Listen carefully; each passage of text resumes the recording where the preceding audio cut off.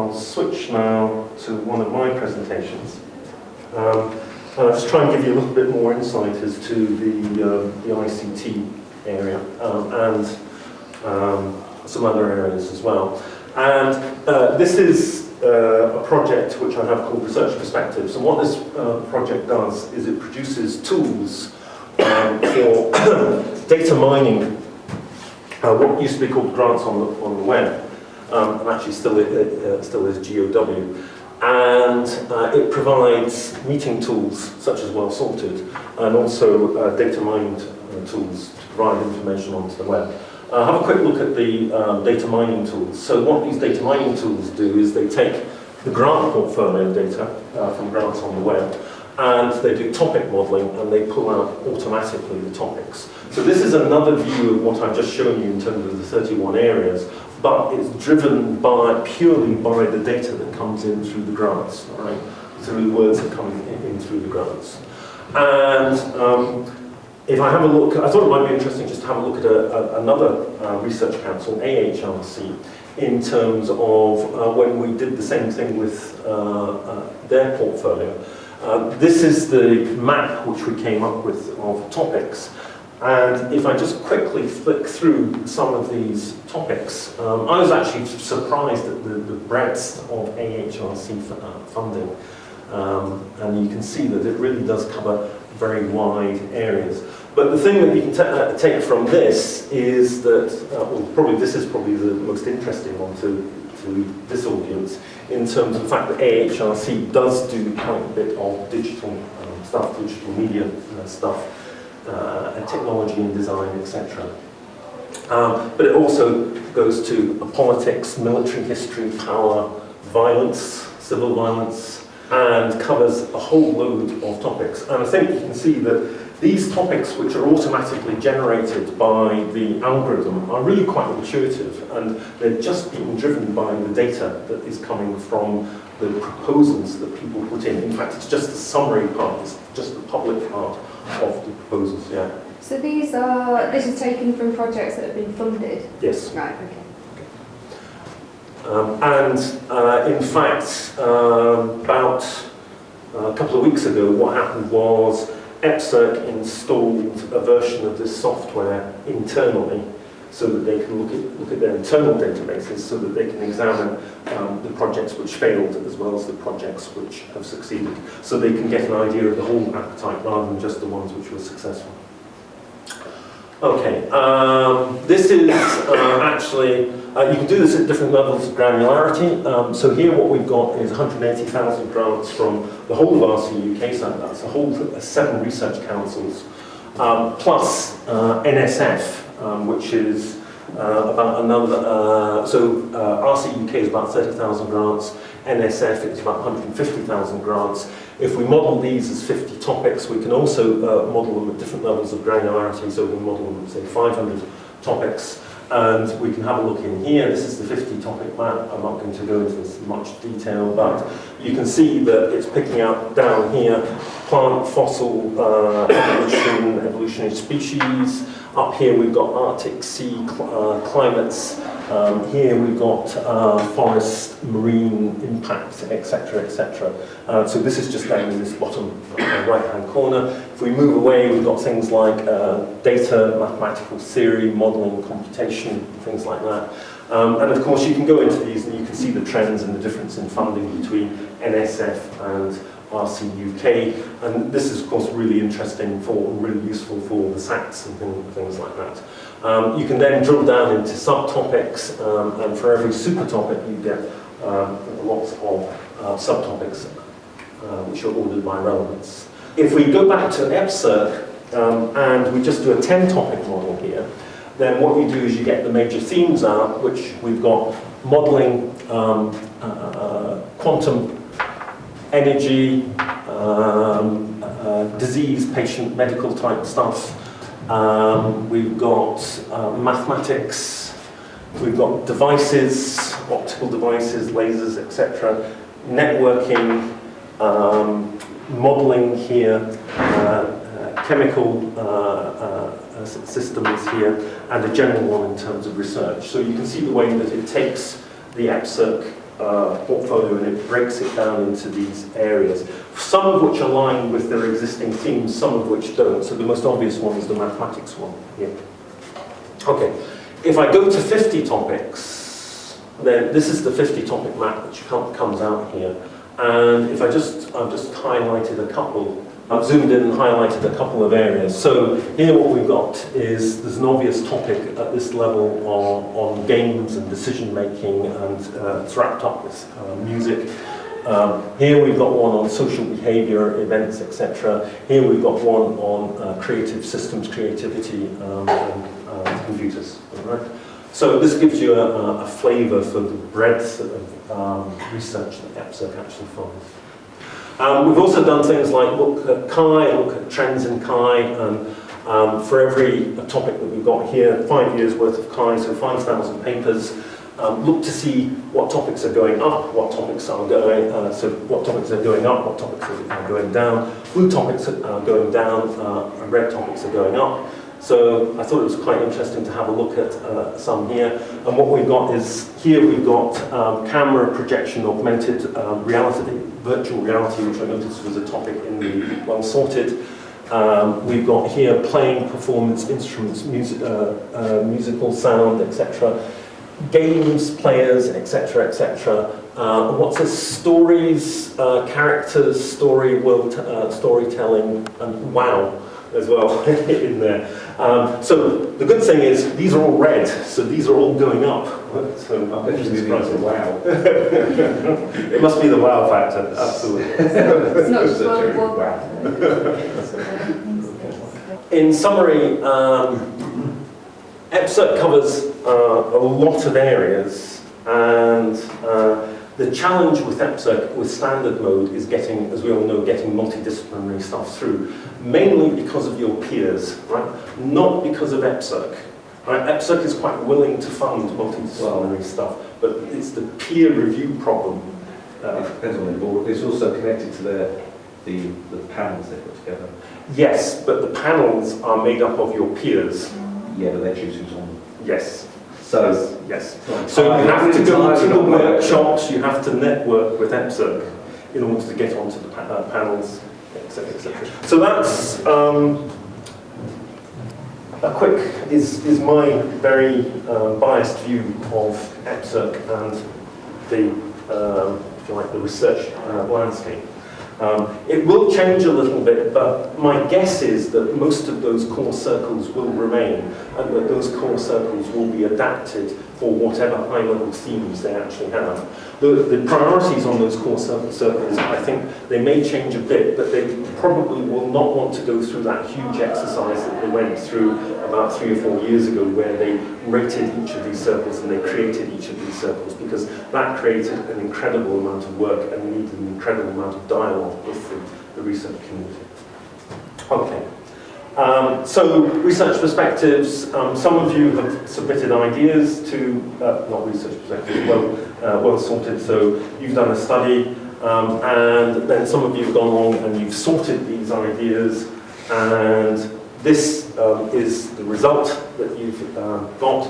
So these ideas are grouped together in terms of the average grouping of the people who have done the sort exercise. All right? So no one individual has controlled this structure here. It's your structure. Right? So the good thing about this, about well sorted, and we use this with strategy meetings an awful lot, and the good thing about it is it stops people grandstanding, all right? Because you don't go through this post-it wall of hell where you have a fight with somebody because they've taken your idea from your group and they put it into their idea, or somebody comes along afterwards once everybody's having coffee or something like that. What they do is they surreptitiously remove some of the post-it notes. I've never done that, honestly. If I look at this is the similarity matrix, and what we've got here is all the ideas here, and again all the ideas here, and it tells you the brighter the colour, the more similar you as a group thought these ideas were.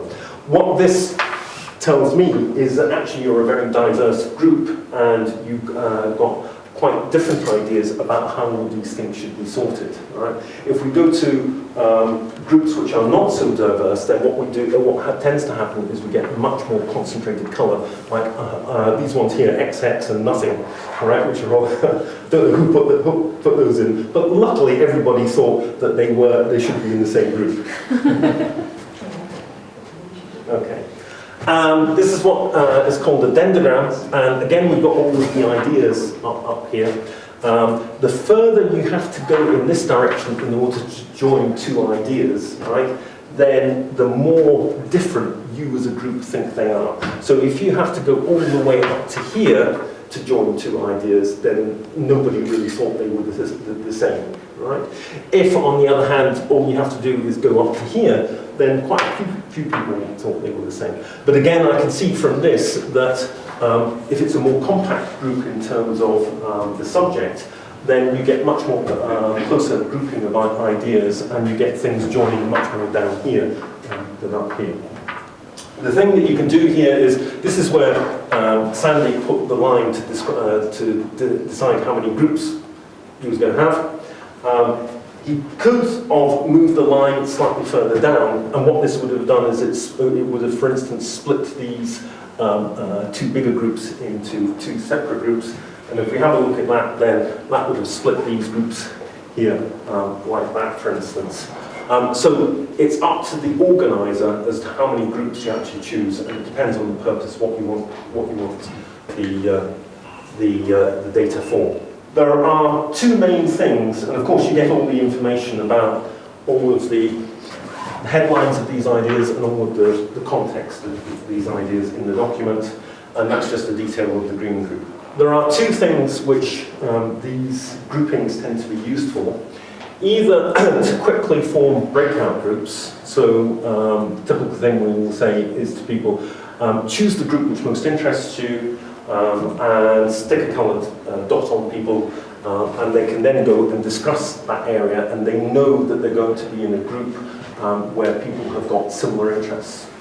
The other thing that we use it for is telling people to find other people, or when you get, say, plenary feedback from a breakout group, and you say, there's a connection between this group and that group, then we use the colours in order for people to try and find other people where there's, say, maybe a 10-minute breakout and everybody gets up their feet. You've got to find somebody of that colour and explain what you think the connection was, or whatever.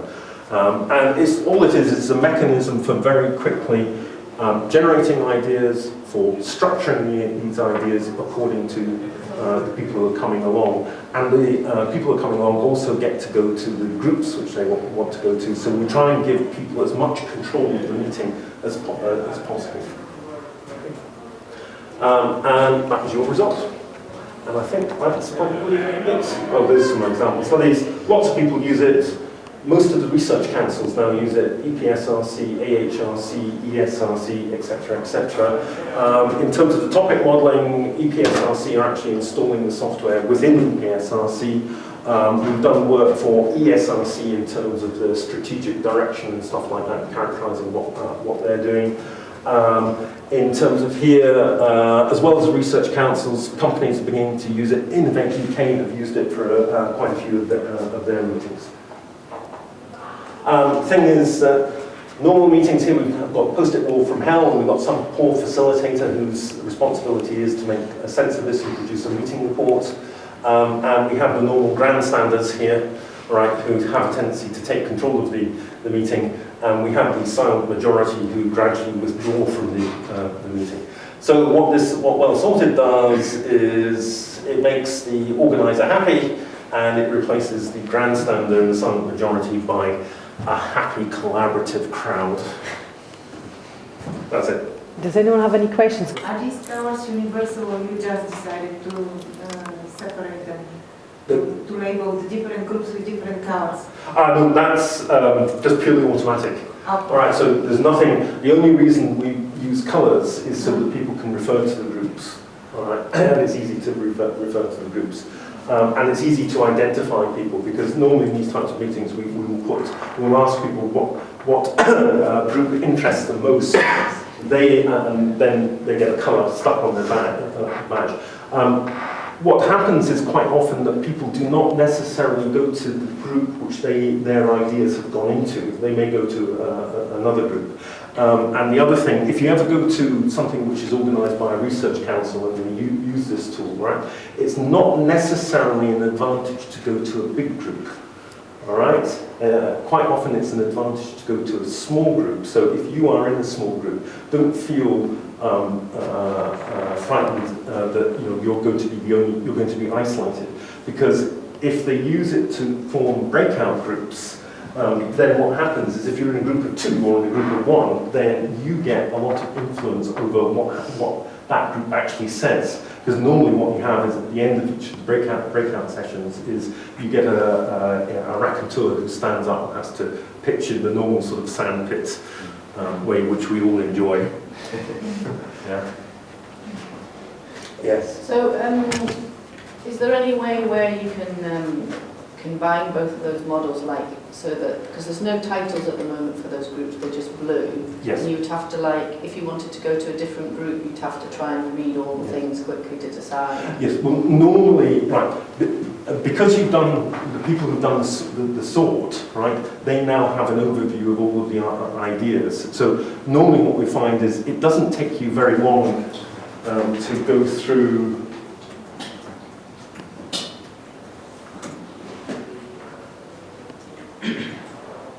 Oh, I've got off on my, there we go. It doesn't take you very long to read through these ideas. And the other thing we do, there is high resolution images of these available for people to print out. Normally what we do is print out A0 ones and have them all around the walls and things like that.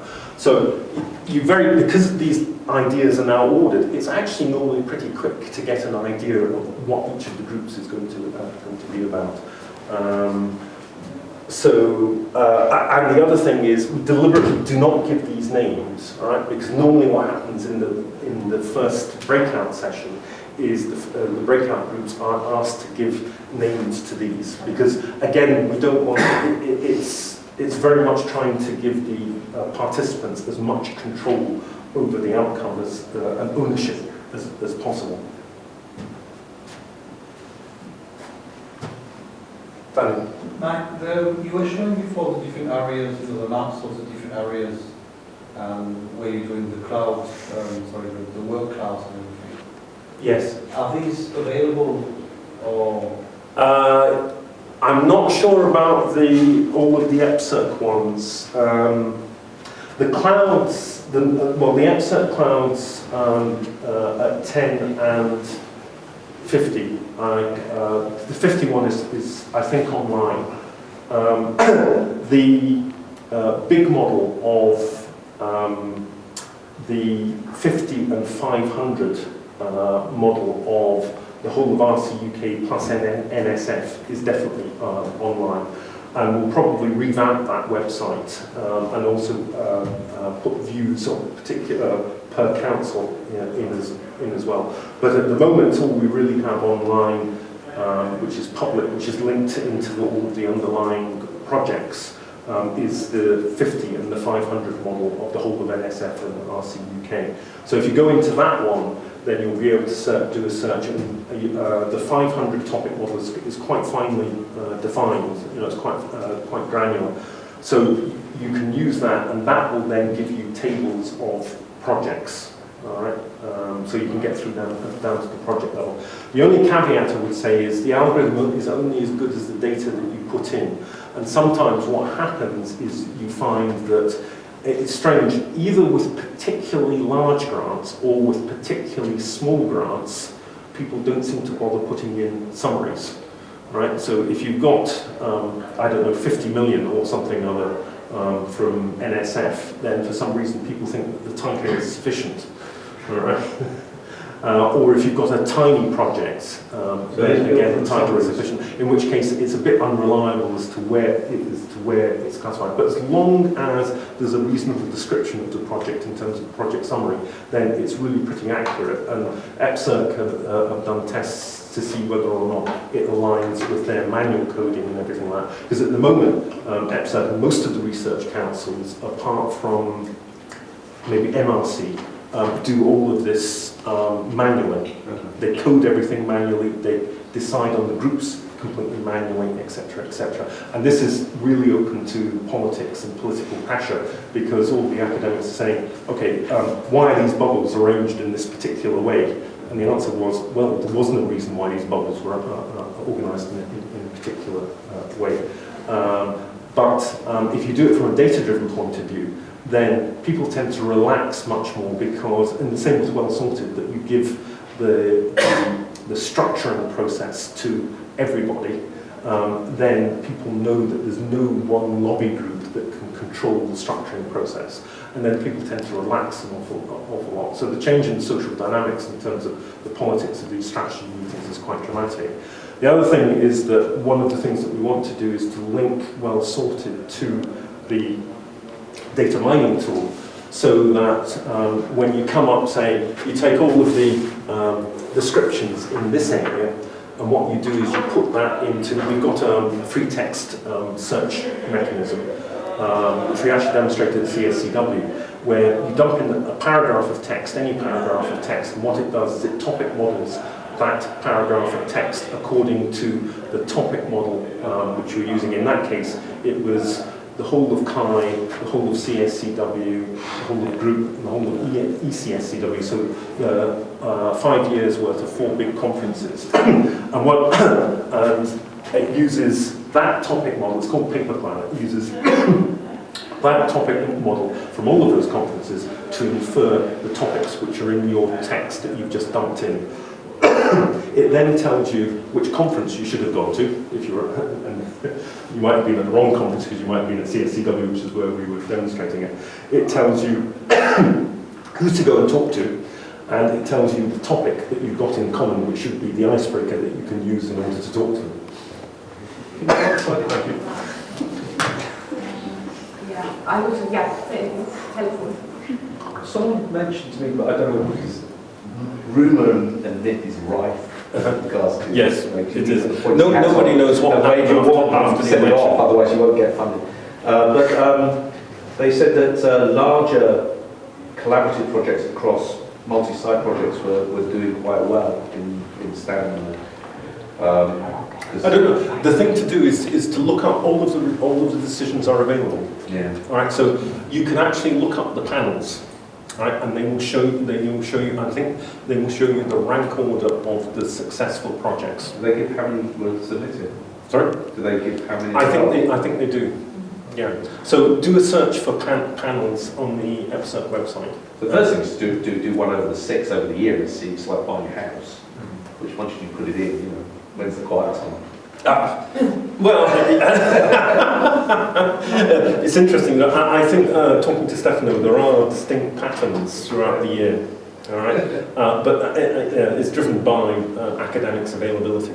Yeah. So and it takes it probably takes about 9 months for it to get through. Well, less, maybe about 6 months to get through the system to hit from submission to hitting the panel. Maybe a bit less. So you can try and work it out. If you do these panels, you become conscious that none of this is simple. So just to elaborate on the process that's followed in responsive mode applications, okay, the panelists are sent a subset, well, they're sent all of the proposals, they're allocated a subset as speaker 1, 2 or 3. So 3 people have to speak on each proposal that comes up before the panel. The third one is supposed to look at national interest, but this system doesn't work that well. It does make panels much longer now. What you then do when you get your set is you read the proposal and you moderate the reviewer's comments. So what you're asked to do is not to review the proposal itself, which may not be in your area of expertise at all in some cases. You're asked to look at the reviewer's comments, decide whether you think the reviewers are reliable, accurate, useful, and then you're asked to allocate a number to the proposal based on your assessment of the reviewers, which goes from 1 to 10. 10 is perfect, wonderful, okay? Then when you get to the panel, you're presented with a spreadsheet which has the average scores from all the speakers so that they're ranked in that prior order on the spreadsheet. The panel then starts with the top one and works its way down that list, deciding how to rank things, in other words, refining those scores of 1 to 10. And that's all the panel does. It doesn't decide who gets funded. No. They aren't Just even very good. told where the funding line will be. And indeed, if you try to find out, you get a swift kick in the ankles from the excerpt people who really don't want to let you know this. Okay, so none of it is simple. Yeah. And it's So not the once case that yeah. if it's got this shape, it's good, if it's got that shape, it's bad. It's a very complex process. And it's the luck of the draw as to who you get as the reviewers and who you get on the panels as speaking. So one thing I would say is that you might be tempted to focus on the case for support, right? If you're anything, you put all your energy into the case for support, and then you come along to the JES form and think, oh my God, I've got to do with the summary, the objectives, etc., etc. All right? Do not skimp on the summary, on the bits on the formal JES form, right? Because I, as a reviewer, will go straight to the case for support, and I will read the case for support, and I will try and find out what the project is about, and I will probably ignore most of the rest of the forms. Right? As a speaker or as a panel member, I will go straight to the JES forms, and I will look at the summary that you put in there. Right? So these things tend to end up, from my personal view, with different audiences. Right? So the summaries and the objectives that you have on the JES form, they quite often have to be aimed at generalists, the speakers. And the case for support has to be aimed at your peer reviewers. Yeah. But the other thing is that because the panel does not know where the split will actually occur, right? Then there's very little discussion. In fact, it's discouraged in terms of, oh, this one here is for 1.5 million. Isn't it going to, sort of remove an awful lot of projects if it gets funded, right? Because you don't know where the cut-off line is, you don't have those sorts of discussions. Therefore, you should put the proposal in for the amount of money that you think is needed to do the research. It doesn't affect the position so much as long as the amount of money you put in for is fully justified and the postal reviewers think that it's fully justified. So don't think that by putting in a cheap proposal, you're going to get an advantage. Well, I think it's under 50 grand, but it can't be because does it go to, is that the case? It used to be the case that I don't know what the cut-off is, yes, but if it still goes to postal review, yeah. But it may not go through the panel. So if you want something, a little bit of money to run some workshops or something or other, then you can put that in, and as long as you get good reviews, then it's possible for the program managers and the assistant program managers to just say, yes, that's fine, we will put it through panel. I've seen those come up at panels. It's not the case that if it's 1.5 million, people go, oh, that's expensive, it'll knock votes out. But it is the case, in my experience, that if it's very little money and it's good, people are quite willing to let it sit high in the ranking because they know it won't knock a lot of stuff out. Yeah, that's true. So those very small ones, if they've got good reviews, they have to have good reviews. It's not the money that will count. But if they have, then they'll be allowed to float up at the top without much further criticism because everyone knows it's not going to make a lot of difference to who gets funded further down. The other thing I would say is if you're a reviewer and you want a project to get through, then it's not sufficient just to give it good marks. You've got to give it authoritative reviews as well. So detailed authoritative reviews and good marks. If you just put one-line responses, right, and you give it good marks, then your review will be marked down in the eyes of the speaker. Thank you very much. Thanks very much.